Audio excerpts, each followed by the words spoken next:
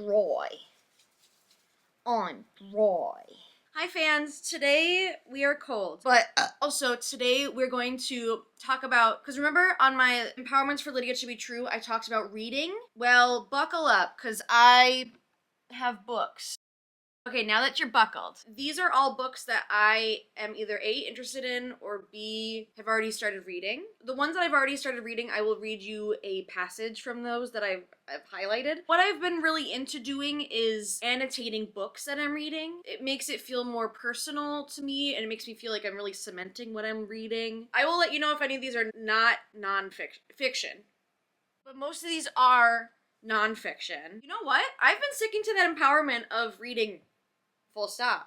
And I've been getting a lot out of it. I've highlighted a lot. And my tea. Because remember I said tea. Didn't I say tea? Drink tea. It's on there. These are not in any order. These are just the piles I've made. If we're starting from the top, we have The Hidden Life of Trees. A lot of these are how we can understand animals, nature, how we can relate to animals and nature. And this is one of those as well. This is something that I, quote unquote, started reading it. I don't even think I started from the beginning. I think I just opened it and just started reading it. This isn't something that I have a passage to relate to y'all yet. But you know what? Maybe there will be a part 2 to this. Like updates on the books I started reading or haven't started reading but were interested in. They're on my nightstand in case I ever get the urge to read them. I also like just accumulating books. Next book, Bury My Heart at Wounded Knee. This book tells So, okay, let me start over. You know how we're all taught of the expansion of the West from the expansioners' perspective? Let me just read some passages. This will all make sense. One notable quote that I highlighted, this is in the introduction. The greatest concentration of recorded experience and observation came out of a 30-year span between 1860 and 1890, the period covered by this book. It was an incredible era of violence, greed, audacity, sentimentality, undirected exuberance, and an almost reverential attitude toward the ideal of personal freedom for those who already had it. Profound, poignant, relevant. Why the intruders from the East were determined to destroy all that was Indian as well as America itself. This is kind of able to sum it up. Americans who have always looked westward when reading about this period should read this book facing eastward. So that kind of explains, this is an amalgamation of indigenous peoples' records of this time period. Not only is this important to know, I feel like I have a responsibility to know these types of things, to recognize where the oppression comes from, and how long it's been going on, and how systematic it has become. And that's something I want to be able to recognize and call out. And that's why these types of books are of interest to me. I have another one about the history of racism in America. I'm not trying to be a fucking oh, I'm a martyr, oh, I'm so educated. I love knowing about oppression. That's not what I'm saying. I just think people need to fucking know about it, and I fucking care about this shit. How could you not? Anyways, I'm a little fired up. Happy Martin Luther King Day. Next book we have is called Animal Kind. Remarkable discoveries about animals and revolutionary new ways to show them compassion. I haven't cracked this one open yet, but again, this is a book tying into my intrigue into understanding nature and animals and how we can relate to them. Another thing that's also important to me is connecting to animals. More and more research shows that they are more like us than they are unlike us, and that's why I feel drawn to know this information. I was vegetarian when I was 8, and then I turned vegan when I was 20. Compassion for animals is always something I've been thinking about, and so having these types of books that share how to understand their world and how it's so similar to ours, I think is really cool. Next book we have Mrs. Porter's Letter, a lesbian mystery. I've had this for years. I had never started it. How could you go wrong reading this? This is excellent. And look at the author. How could you not want to read a book with that author's picture on the back? Nightstand book. If I ever decide to crack it open. I'm new to books. I'm new to reading. So, okay. Next, Mystery of the Glowing Eye. I haven't read a Nancy Drew book in a really long time. I used to read them all throughout elementary school, middle school. I have all of those books displayed. I love the Nancy Drew point-and-click video games. Don't even get me started on those computer games. Would die for those computer games. I started it. I don't remember how far I got, but all I remember is Ned, Nancy's friend of the boy persuasion. He gets kidnapped, I think, and then there's an eye and then a helicopter. I get so excited when there's a picture in them. And you can't go wrong with a Nancy D book, you know what I'm saying? We have Tamed and Untamed. Again, another understanding animals book. I don't remember why this one stood out to me. Let's read the back on this one.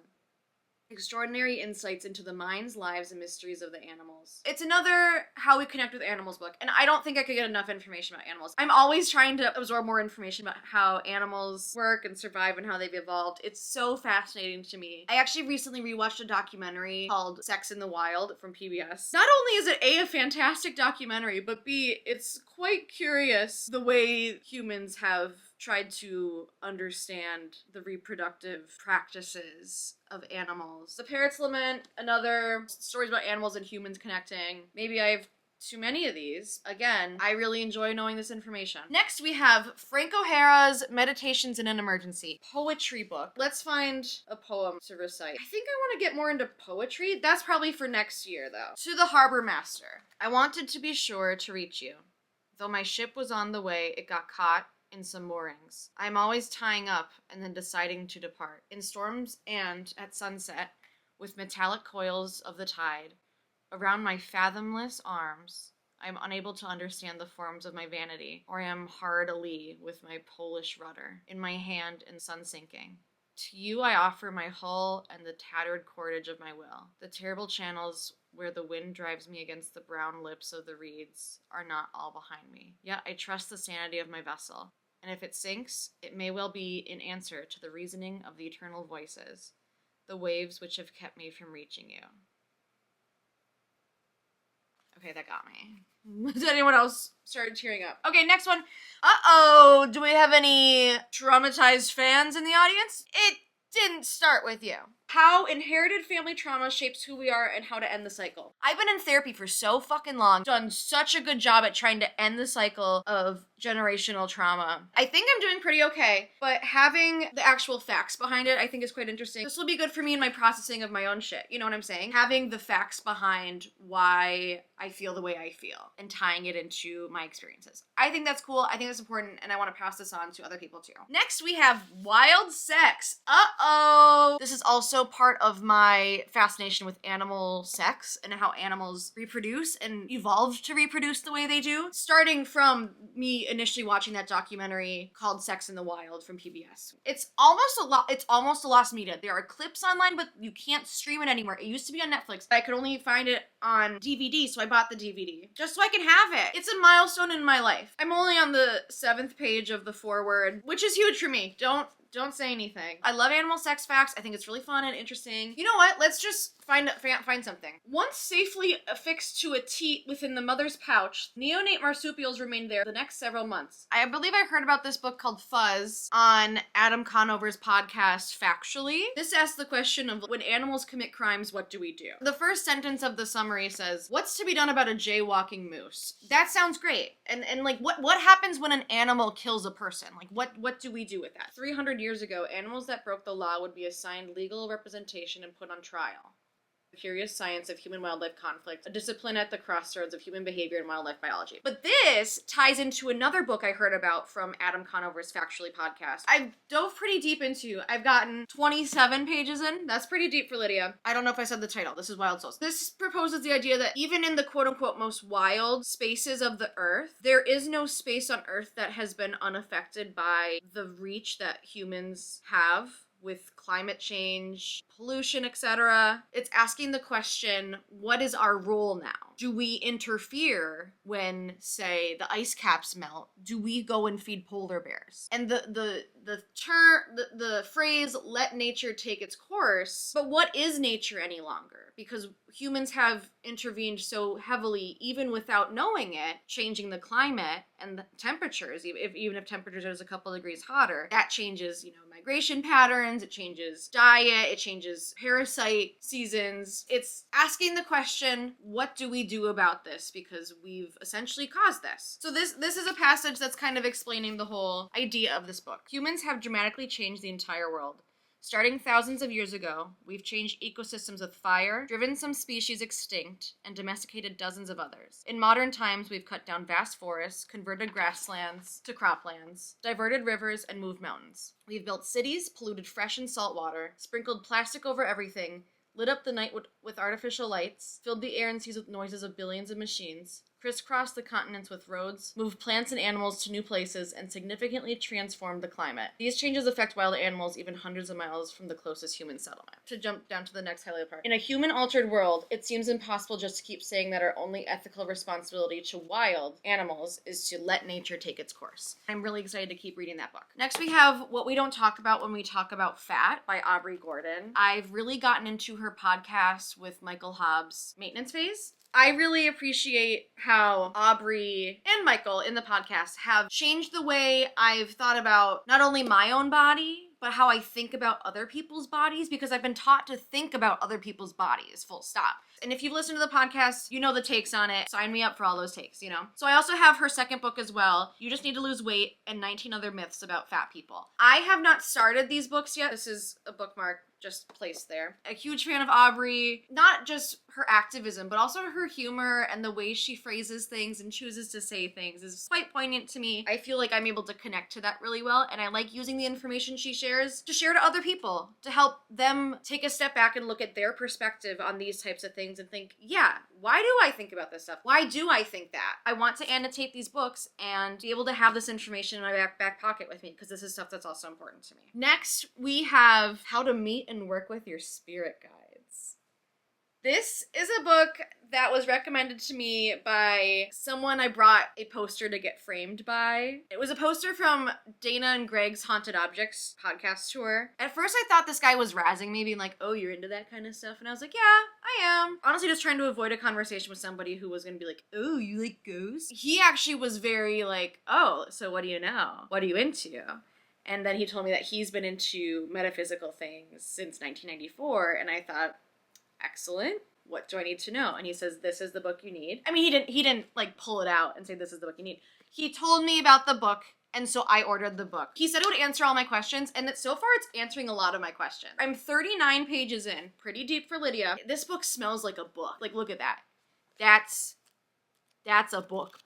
I'm still a baby when it comes to occulty, metaphysical stuff. And what's so confusing is there's not like a clear path to get into these kinds of things, but I feel like this is an excellent start for me to understand this aspect of my interest. Humans have a tendency towards smugness. We like to believe that we are the highest and the only form of intelligent life. In a universe as vast as that in which we live, such an attitude is arrogant. Just as there are many forces in the universe that we still do not understand. There are also dimensions and beings we do not understand. Or even recognize. Hot take, I believe that. Kind of in the same vein, for my birthday last year, I invested in quite a few metaphysical / occult genre books. Let me just run through them real quick. The Book of Law. I don't really understand it. I'm a couple levels away from kind of understanding this. So I think once I get a couple levels further in my metaphysical journey, I'll understand this better. The Complete Cipher of the Euphonauts. I don't fucking know what that means. God, the text is tiny on here. Look at that tiny text. What's a euphanaut? I'm not quite sure either. But this is something that was mentioned in the Hellier series, 777, and other Kabbalistic writings of Aleister Crowley. This is like an important book, but I don't know why. You got Archetype of Initiation, Sacred Space, Ritual Process, and Personal Transformation. I don't know what it's gonna tell me what to do. Like, why did I get this? Let's see. Oh, this book urges contemporary healers to utilize pre-modern tribal principles of sacred space and ritual process long considered lost or inaccessible to modern culture. Yeah, I'm in. I just wish I could have all the information in all these books in my head. Aleister Crowley, Book of Lies. I did try to read this once, and what I took away from it was this.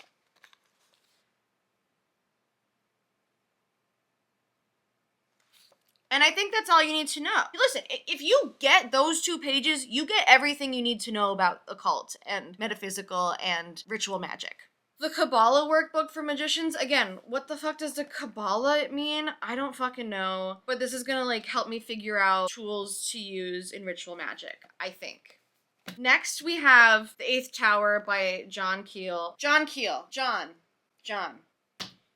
I know he's important, but I forget why. Supposedly this book asks the question, is there a single intelligent force behind all religions, occult, and UFO phenomena?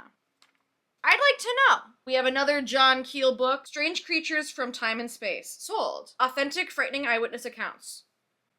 You don't have to ask me twice. Give me the Bigfoot, give me the Flatwoods Monster, give me Mothman. Hence The Silver Bridge by Gray Barker. Gray Barker, another figure very important in this community?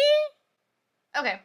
This is about the first sightings of Mothman and how this has shaped that aspect of, I can't keep calling this stuff occultist metaphysical. The group of people who think there's more to life than just humans and animals. Like, there's more than just our dimension. You know what I'm saying? That. There's a couple other books within the same realm that I have started reading that I'll get to in a bit. Another book that I haven't started reading, which I'm very interested in, is The Delectable Negro: Human Consumption and Homoeroticism Within U.S. Slave Culture. I remember finding an article written about this. There's no way I'm not going to need to know this information. I don't feel like it's an option for me not to know stuff about slavery, and especially how that ties into the systems being used today to oppress people. This stuff, as well as Bury My Heart at Wounded Knee, is harrowing. For people to have been forced, what's a worse word than forced? Because it's not, forced isn't the word for it. But I guess I'll use forced because I can't think of a more important word. Forced into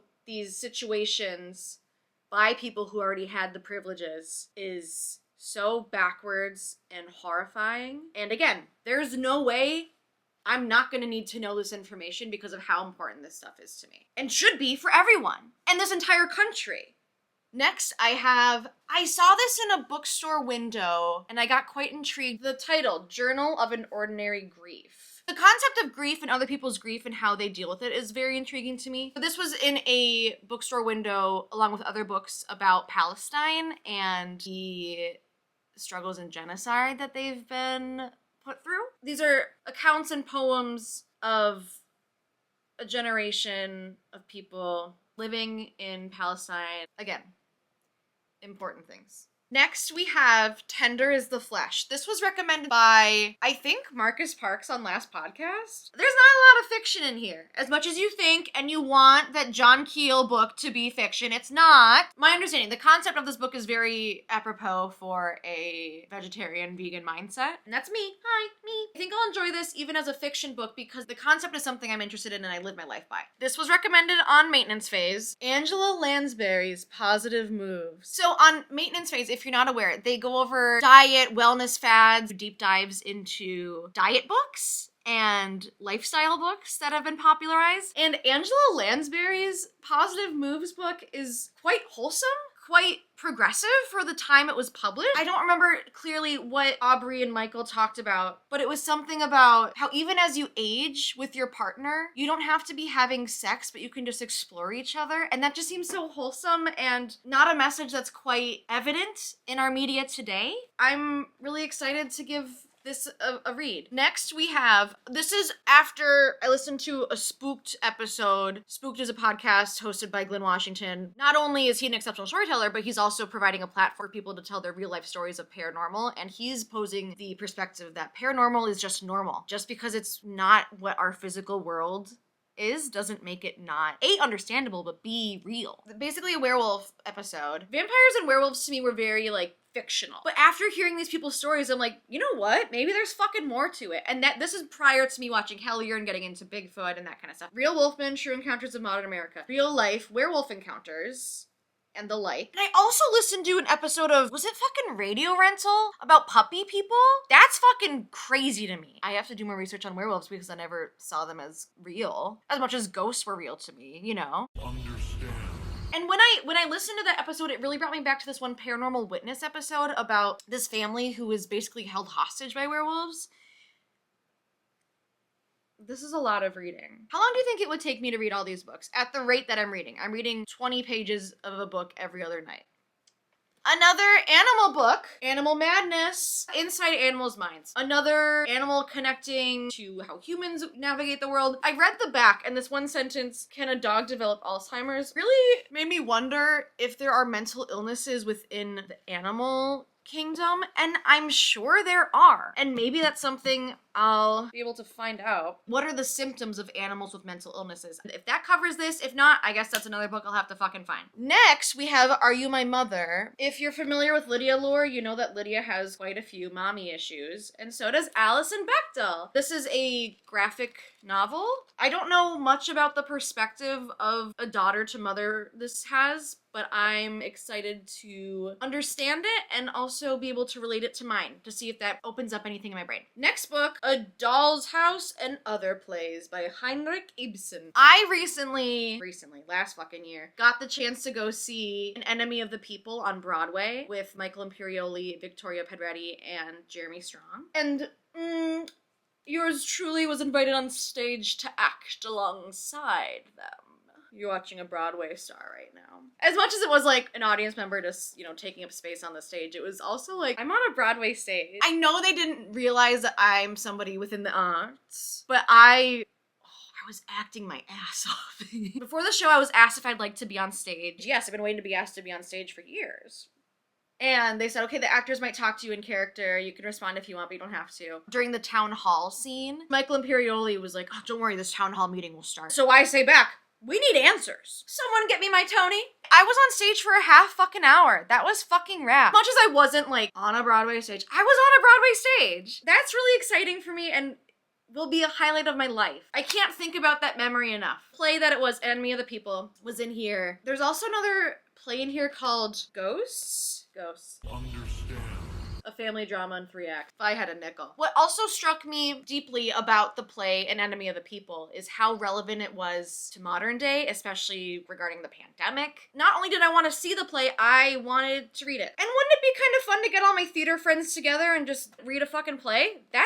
Honestly, that's a good idea. Like picking a random play, like putting plays on a paper, putting it in a bowl, picking a random play with my theater friends, and then we do the play. Just like a table read. I gotta text my friends. That sounds excellent, actually. Okay. Next, we have a book I was introduced to when I was in Italy, and I actually met this artist who makes her own paint out of plants. In the Woad Blue, History of a Plant and a Color. Plant woad makes this blue, and I guess it was really important in Italy during a certain time frame. As much as this is a book to read, it also just a nice coffee table book and a good conversation piece where I get to talk about my trip to Italy, which was fantastic. This next book, Tacky Goblin. Okay, so with my OCD, sometimes it's like, oh, you touch that book, you have to buy it. That's not necessarily true. But then now that I'm into the occult shit, like now I'm like, well, maybe it's a calling. I don't know. I was intrigued by not only the cover, but I guess my OCD. I enjoy like personal stories and personal narratives. As much as it's nonfiction, it's also a story being told, not just like facts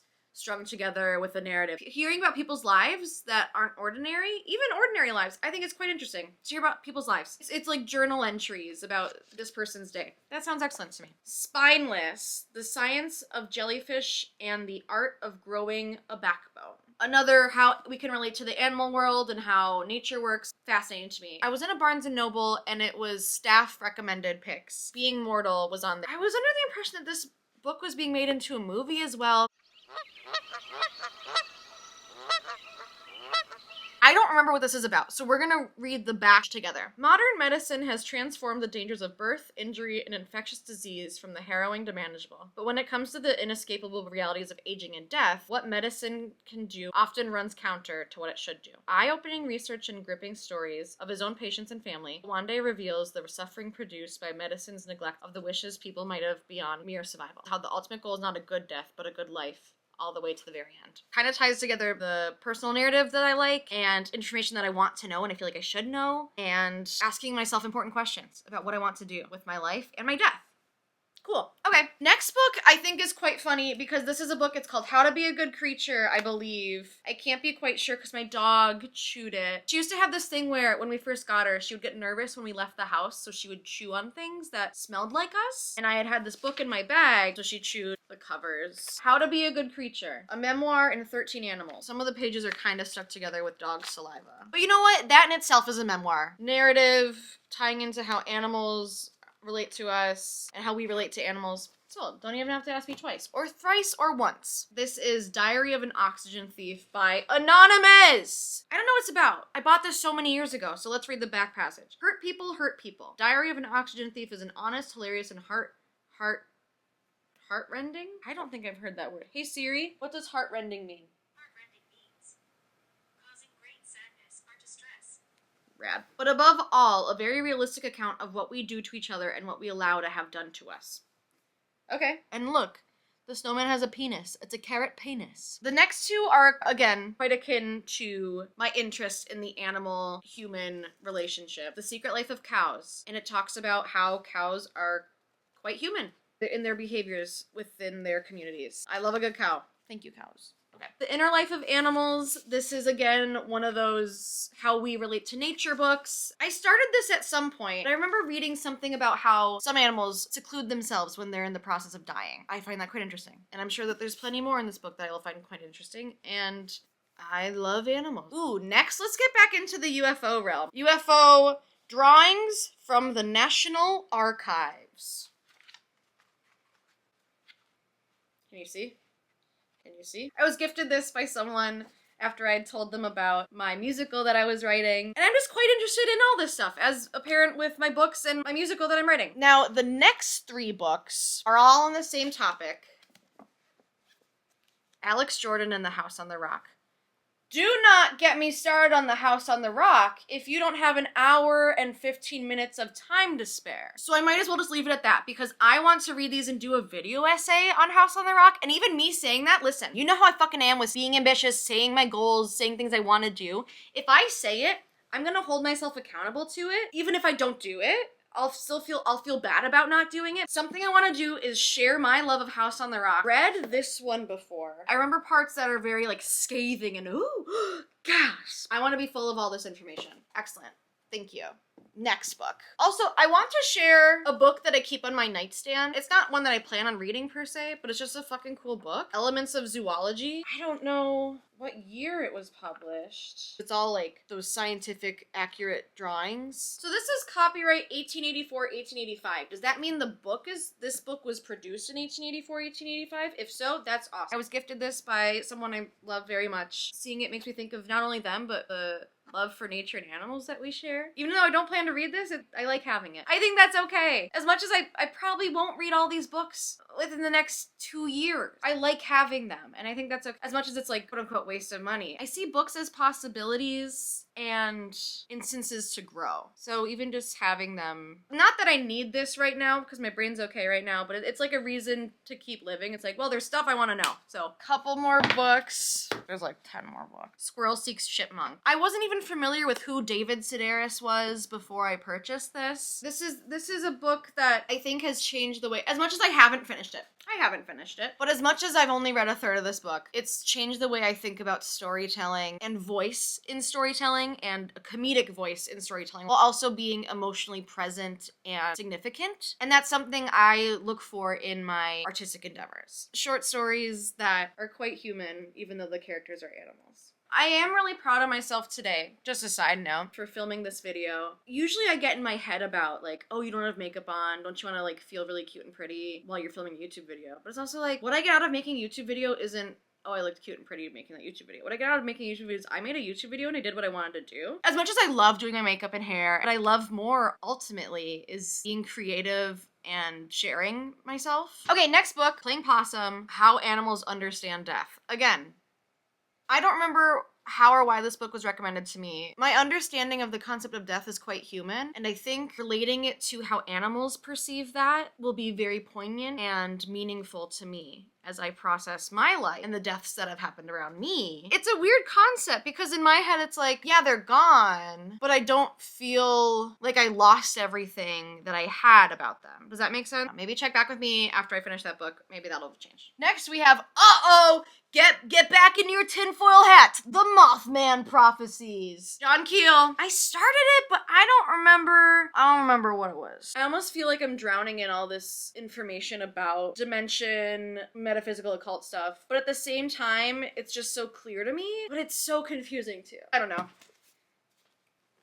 This book, Medical Apartheid, The Dark History of Medical Experimentation on Black Americans from Colonial Times to the Present. Remember that rule in elementary school when you're reading a book, and the way to tell if it's above your reading level is if within the first chapter, if there are 5 words you don't know, it's above your reading level. And I got through 12 pages of this, and there were 11 words that I didn't know. And I think I just felt frustrated that I wasn't able to read and comprehend so smoothly. Again, this is a book where I feel like this information needs to be known. And this writer, Harriet A. Washington, is not only thorough with the words that I don't know, but what she's saying beyond just those hard words, in the 12 pages I did read, what she's saying is quite understandable. I think because of that adds a level to this where it makes you wonder, why was all this stuff okay? Why was this okay why was what happened in this book okay by so many people? Now, this didn't just happen in this book. What happened in the fucking world? Why was that okay by so many people? Because it's so clear that this is not okay. Not that I want or wish to understand, but I wonder, in horror, I wonder what these people of power, these white people of power were doing. I wonder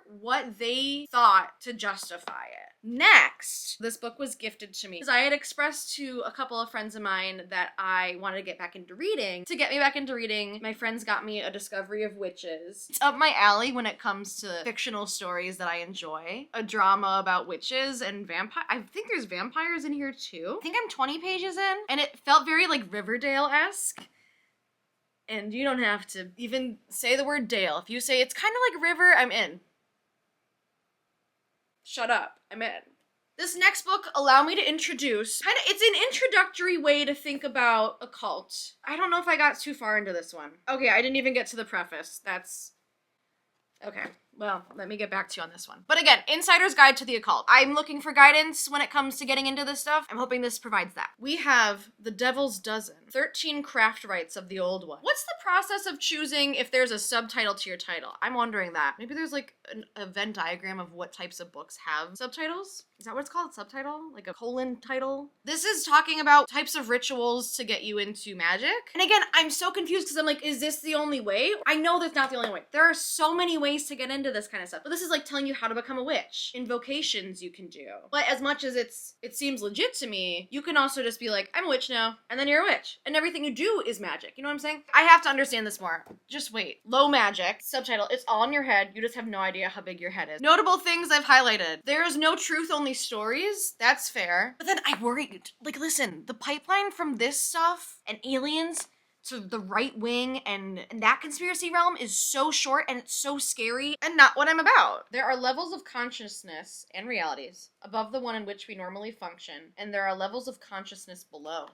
I'm gonna read this longer passage. This is talking about what you can change with magic and what isn't necessarily inherently gonna happen once you do magic. I've often said the only thing I can change with my magic is myself. I believe that. Whatever changes I wish to effect with magic, the first and only thing that will be directly changed by my magical operation will be me. Once I am changed, then the new changed me will then somehow affect or attract the desired object of my operation. There's humor sprinkled in there, and I really appreciate his writing. It's the type of writing that I am inspired by, but know that I could never do. But maybe I shouldn't say that. It's all in my head. Stamped from the beginning, I spoke on this last video, the definitive history of racist ideas in America. A big talking point in the prologue, at least. Racial discrimination leads to racist ideas, which leads to ignorance and hate.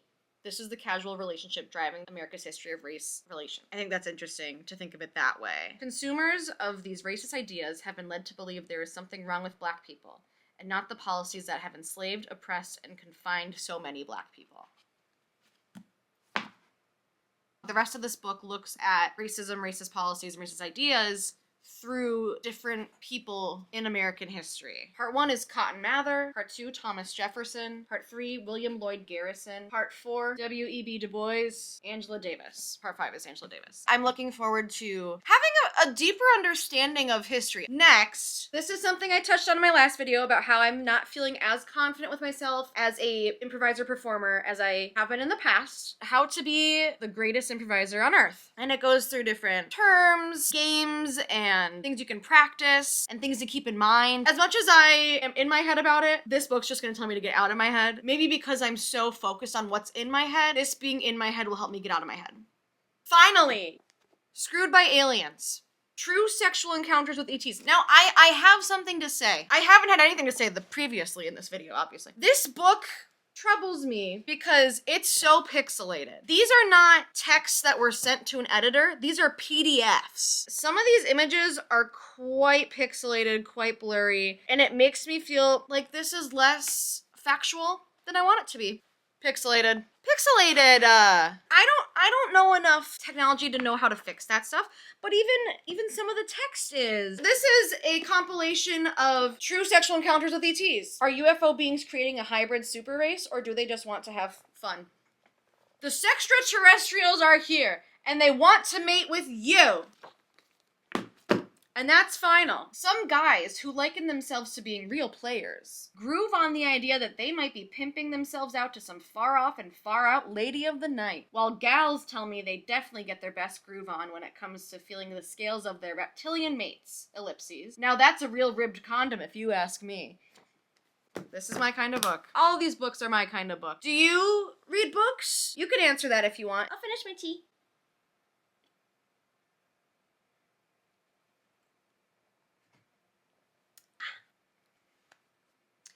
Goodbye.